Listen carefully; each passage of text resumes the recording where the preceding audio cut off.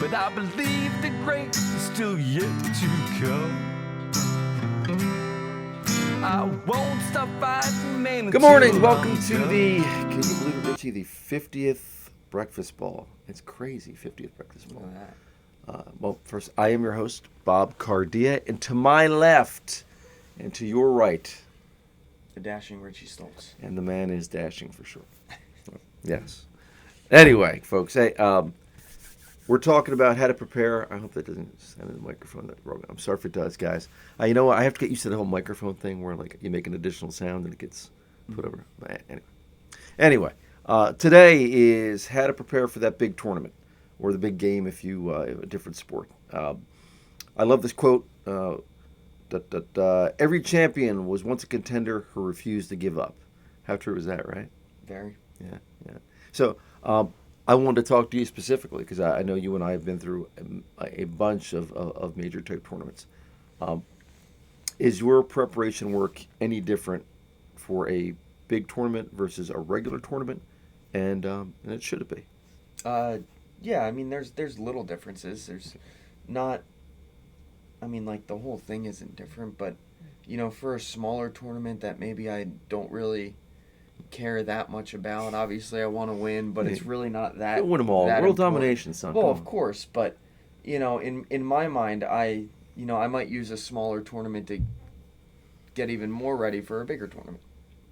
If that makes sense. That's kind of part of your prep work. Brooks Koepka. Oh, wow. Okay. That's the Brooks Koepka motto. You know, I'm going to win the majors. I don't really care about all the other events. You know, it's really interesting you say that because my initial reaction is I want to win everything.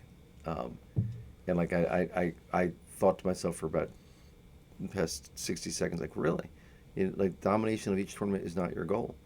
And then, yeah, you know what? I do majors definitely have a certain aura about them. I think I'm being a little bit maybe a little bit unfair, thinking to myself every tournament should be, you know, the tournament. Well, right? Of course I want to win every tournament. I'm not saying I don't want to win every tournament. Right. I do. But if I'm going to sacrifice an event to work on something so I can win, say, a conference championship, I'm going to do it. Yeah, and you know what? I'm actually that. now coming a little bit more to your side of the fence on that. Yeah, because even though, you know, and we have weekly meetings with our team at Rutgers, and I do step it. Like, I you know, this is, you know, building block for this. Yeah. Okay, so I get that. All right. So what? He finally agrees with me on something. No, Holy smokes. I agree with you sometimes. I do. Only when you're right. Anyway, all right. So incredible. I know, right? It took almost a year. No. For example, like, I agree with you. We both wanted the Eagles to lose yesterday, but they won. So, you know, my Eagle fans out there, more power to you. If I can make it very clear to everybody, I didn't even care who won or lost that game. Yeah, that's because, you know what? Because it's a Cowboy fan. So what happens when they start losing interest. Don't break your ankle falling off the bandwagon. I'm just saying my season's over. I don't really care who wins the conference at this point. I'm not making it anywhere, so it doesn't matter to me. Yeah, I'm a draft pick zone right now, I guess. But, yeah.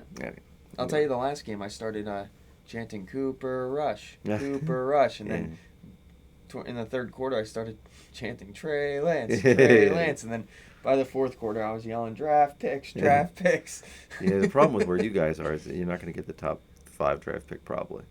Maybe you might, because Prescott out. Draft picks. That's I'm still in position for a first or second pick, so New York Football Giants. Anyway, okay. So what would you say you do differently for a big event?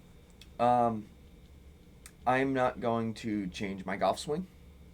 Like I may for a smaller event, I might try and make adjustments to my golf swing. For a bigger event, I most likely will not do that. I would focus more on the mental side of things. And maybe the more important things in golf, like wedge control, distance-wise, like stuff like that. Hell stuff, yeah. I'm going to work on stuff that makes a meaningful difference, opposed to something I might work on for a smaller tournament, like a swing thought that I'm trying to perfect. So there's going to be those little differences like that. I get that. I do. Larry's got a bunch of do's and don'ts for big game or big tournament prep, which I wrote down and I like to go over. So yeah, see what you think. Comment as you feel fit. Larry's do's and don'ts. So number one for a do is maintain a regular physical training program, and we both know this, and we both I work out every day. There is a strong documented correlation between being physically fit and mentally fit. Mm-hmm. You know, what's the proper word? I don't want to say neurons. Whatever the get release in your system when you exercise creates a more positive vibe. So yeah, there's a strong relation there. And again, I always work out, so I don't change that much. What this says the don't is don't ramp up or change the physical routine before the big event. Like you say, well, I need more distance, and you start doing, lots of different exercises and weights and getting sore in different ways. I've done this before. It doesn't work very well. Yeah. Yeah. Yeah, I drove all the way up to Connecticut to shoot like an 82. Wow. Wow, 82. Oof. It was That hurt. bad. Oh, that hurt. It was really bad. Yeah, sometimes. That's why that's on the don't list. Yes. More is not more. Like even like that Johnny Miller story. I think I told it last week. Chopping wood all winter to get stronger, and it just screwed up his golf swing. So, yeah, you can't do that. Oh, by the way, I forgot. I think I mentioned it last week, but this comes out on Monday. This podcast. So, anybody who watches it Monday, Wednesday, KYW News Radio 1060 Philadelphia. I'm the featured guest on Wednesday morning. I mentioned Dashing Richie Stoltz on that, but I'm not sure. They said first thing in the morning, but their weekly podcast where they have a featured guest. I want to thank Matt Leon, by the way. He's the host of that show. Good experience. Enjoyed it. Hopefully you can watch that, guys, out there. And if you get something out of it, remember 10%. When you're rich and famous, we get 10%. Exactly. The second on the do list, spend a little bit more time each day thinking and rehearsing how you want to perform at the big tournament. So, again, that is gradual prep. Okay, that it's, and we'll get to it later. The difference between that and cramming, but that's something I think you said you do, right? What, rehearsing? A little bit more each day for the big event, like mentally. Yeah. I mean, going into it, I'm definitely gonna, think about my entire round. One thing I like to do is I like to plan out my round. Yeah, which is great. Mm-hmm. Yeah, and the day before and even that morning, I'll do almost like a big planning of what I want to happen on every single hole. Bob, how long does that last for me? Just curious. How long do you think that lasts for me? Each day's preparation? No. I'm talking like I usually prep for the entire round. Mm-hmm. I'll tell you shot by shot of what I'm going to hit. You, I don't know. I know Lair says that he's several minutes. He doesn't do hours. He does. What do you do? Well, I'm just talking like if I'm going to play running deer, I'm going to have my whole round planned out. And you know the course well. Yeah. And what I'm trying to ask you is how long does my whole planning process last me on the golf course? How long till I hit adversity on that? What do you think? I'm sure you've told me, but I can't. Okay, think so. Oh, yeah, all right. Oh. Yeah. Got it. Usually the second shot. My first tee shot works out perfect every time. The 15 scripted plays. Okay, yes. Gotcha. It's interesting. And it's funny, as because I research this stuff all the time. I find this, I wish I knew now what I didn't know back then. Like I was your class. Like we'll get to some of it as we go. And like Nicholas, for example, he said he played golf against the golf course designer, which was interesting. Like he didn't play. I know the quote, and I've mentioned it before. Jack, how'd you feel about playing against the best players of your era? He's like, yeah, I didn't play against them. Yeah. And then, the reporters always get frustrated. He's like, no, I played against the golf course designer. Like when you play that way. Like, where does the guy want me to hit it, not want me to hit it, and not worry about the people around you, it takes a lot off you, mentally, Yep. All right, don't. Okay, here you go. Don't wait until the night before to start your mental preparation. Okay, cramming leads to confused play. And that's why, like, when we go to our practice round for our conference championship, the conference preview, I take notes that day. And then we can hand them out and look at them before. Like we get a practice round the night before or the day before the conference championships. But hopefully you're a starter in the fall with a chance to play the golf course before. Because cramming all that knowledge the night before, can lead to confused play. Mm-hmm. Would you not agree? I would agree. Yeah. Cramming anything in, but the night before Yeah. can lead to confusion in anything. Mm-hmm. Try doing that for a test in school. Yeah, no doubt about that, right? Although I was pretty good at cramming, but actually, David would tell you that cramming helped him, which I'm not sure that's the way we want to go with that one. Prepare yourself mentally and physically for anything that might happen, and this is something that like I pride myself on, because I make us play on bad weather days, right? And other coaches don't. I mean, you remember that conference championship, Yeah. right? Wind is whipping, crappy outside, and the other teams were like, they can't make us play in this. And you guys were all like, yeah, coach makes us play in this all the time. And so the mantra is never be surprised by anything. And guess what? We weren't surprised. We went in there as the clear dogs. We were the clear. We lost them 3 times in a row. And we ended up, we were up like 17 or 19 shots up to the first round. Never looked back. Yeah. Prepare yourself mentally and physically for anything that might happen. Funny story on that one. When I played for you, and you probably don't even remember this, Probably but not. we played in a tournament. It was a rainy day, and we're sitting there on the bus ride there, and you look back and you asked everyone bring their rain gear, and everybody raised their hand, except for me. Yeah. You were like, you didn't bring your rain gear? I was like, Coach, I don't wear rain gear. You were like, Was well, that because you should. couldn't afford it, or you just didn't? You didn't No, know no, how? I don't wear rain gear. I do not wear rain gear. It doesn't happen Yeah. ever.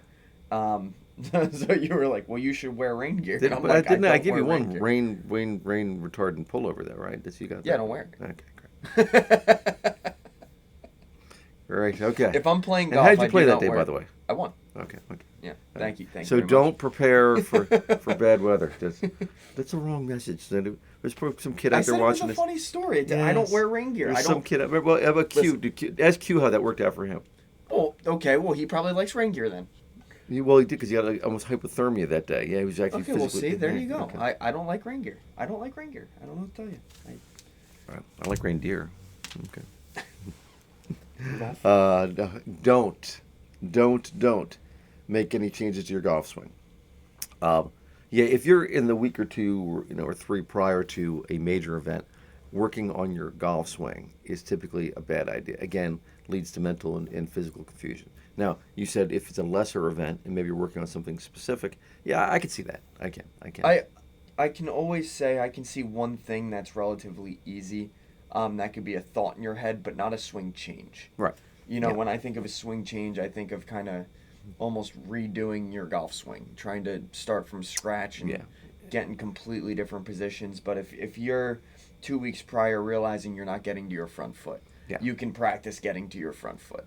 If you know, for sure, but yeah. that's part of your normal training Yes, routine. yes. Yeah. I mean, there are anecdotal stories out there, but guys like Scott Verplank who were shanking the ball prior to a tournament, and then he's hit knockdowns the entire tournament and won. Yeah, that's few and far between. Like that's I played a gap match and hit a couple shanks and started hitting hooks the rest of the day and Yeah. shot 72. Yeah, and that happens. But on the whole, we're talking. Yeah, stick with the main principles here, folks. Not when we get out in the weeds. This is a do and a don't. Do everything you can to achieve physical, emotional, intellectual highs for the game. Stay away from things that make you tired, depressed, sad, upset. Like Larry goes into this whole thing, like in the days or night before, avoid fights. Obviously, not physical, like just emotional. Horror movies. He said there's studies on horror movies watching the night before. Not a good idea. Watching catastrophic news. So depending how you vote in the election, you consider whatever your political affiliation is. If you consider that catastrophic news, you should have avoided that. Yes.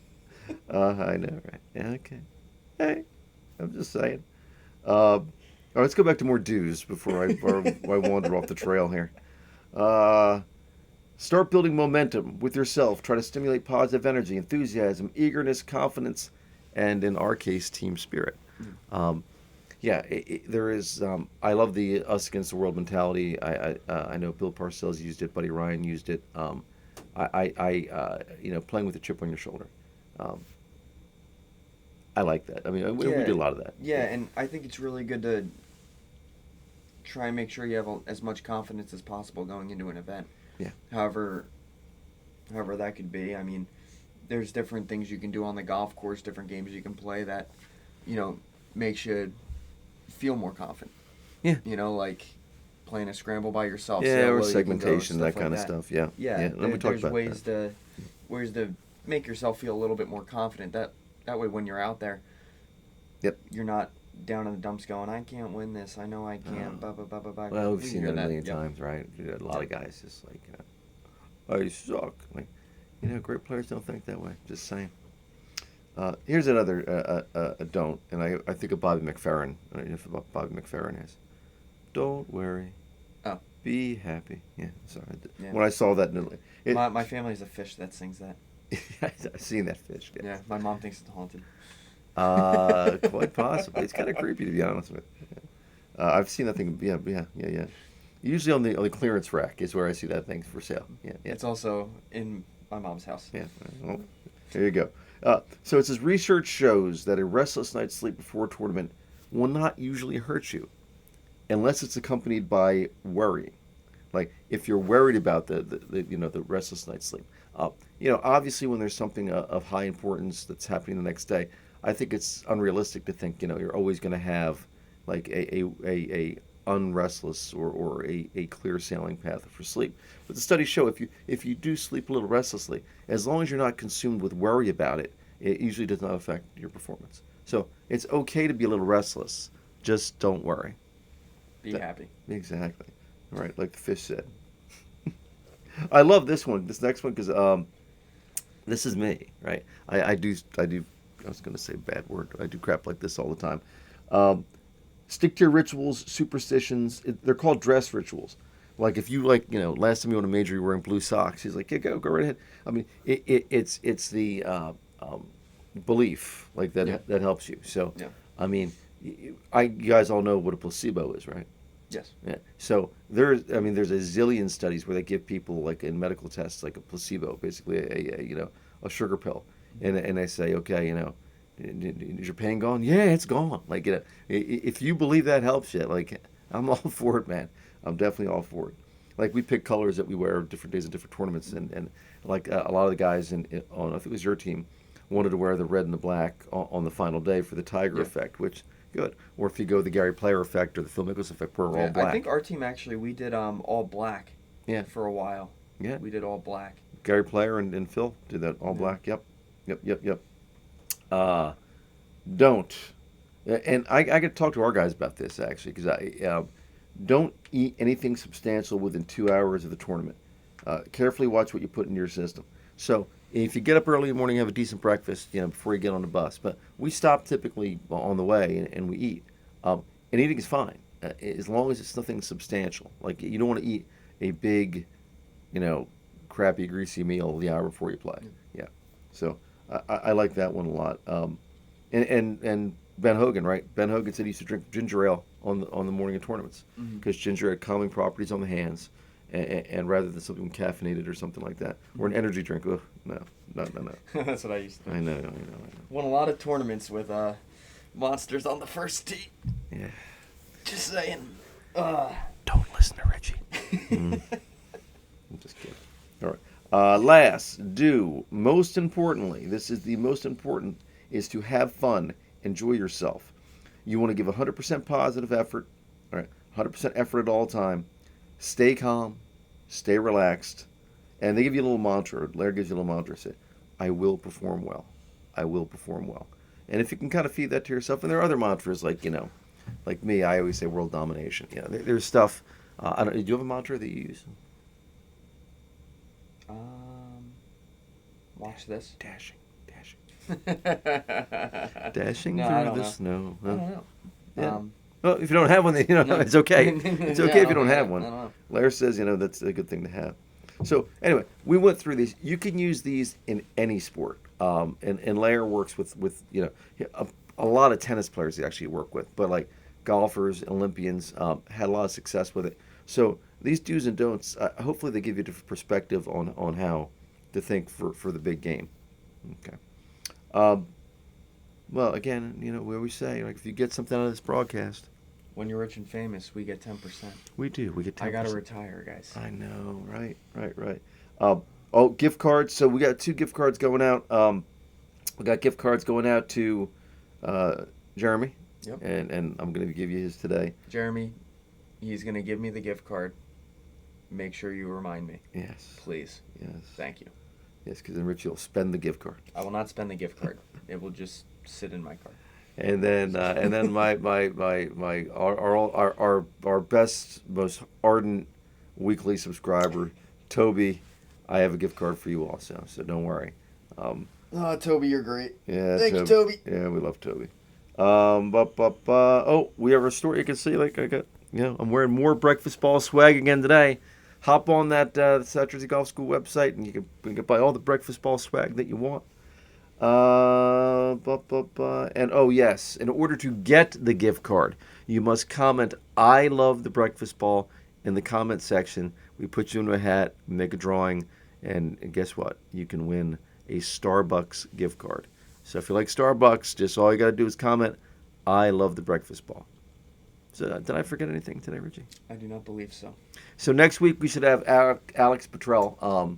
He is our newest staff member. He's from Australia. Mm-hmm. And actually, he missed final stage U.S. Open qualifying by 2.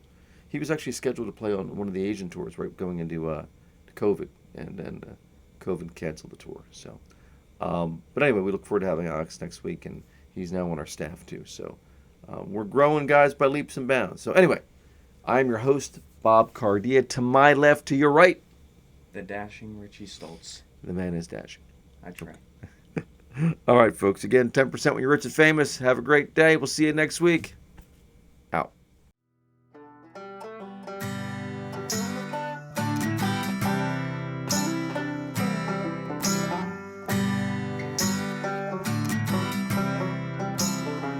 Glass of bourbon, ha. My bourbon, ha. My bourbon, ha. Alcohol. Because no great story ever started with, I'll have a salad.